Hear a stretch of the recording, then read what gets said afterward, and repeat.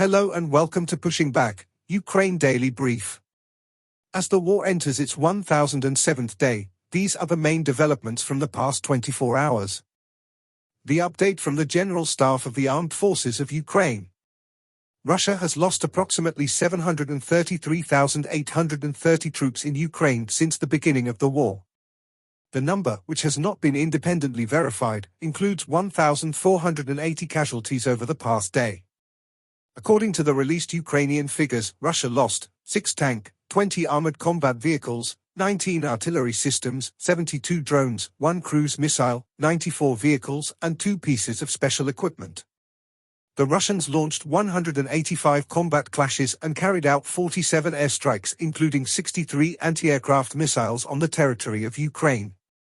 They also used 647 kamikaze drones and carried out 3,360 attacks on the positions of Ukrainian troops and settlements using various types of weapons.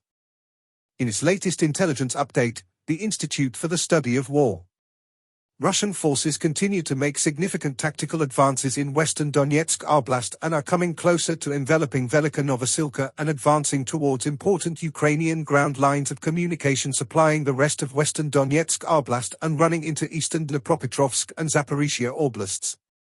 Russian advances in western Donetsk Oblast may become operationally significant if the Russian command properly exploits these recent tactical successes, which is not a given. Russian advances in western Donetsk Oblast do not automatically portend the collapse of the Ukrainian front line. Ukrainian forces struck a Russian oil depot in Kaluga Oblast and an airbase in Kursk Oblast on the night of November 24 to 25.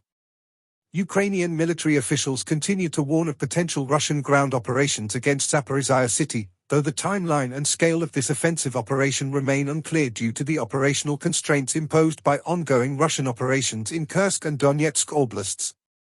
North Korea is reportedly expanding a key weapons facility likely used to supply Russia with ballistic missiles. The Kremlin signaled that it would remove the Taliban from its list of prohibited organizations amid intensified Russia-Taliban rapprochement. Russian forces recently advanced in southwestern Toretsk and south and southeast of Pokrovsk. Russian command posts are reportedly relying on Chinese-made radios for internal communications because Russia cannot domestically produce enough quality radios for the Russian military. In Zelensky's nightly address he spoke about 3 key areas.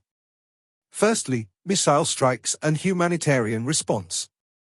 Rescue operations in Kharkiv and Odessa following Russian missile strikes have concluded, with 36 people injured across both cities.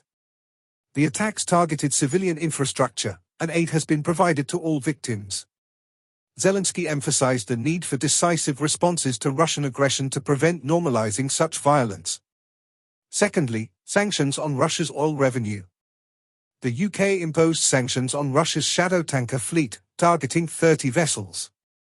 Zelensky called for the EU and other global partners to adopt similar measures to curb Russia's oil profits, which directly fund its war efforts. He underscored the importance of economic pressure in achieving real peace. Lastly, military and international coordination. A staff meeting focused on protecting infrastructure, enhancing defense capabilities, and ensuring weapons production targets are met for this and next year. Zelensky also held discussions on international diplomacy, emphasizing the need for global unity in supporting Ukraine and securing a just conclusion to the war. Thanks for following today's updates. Please don't forget to like and subscribe for more content. We'll return tomorrow with the latest news on the ongoing conflict.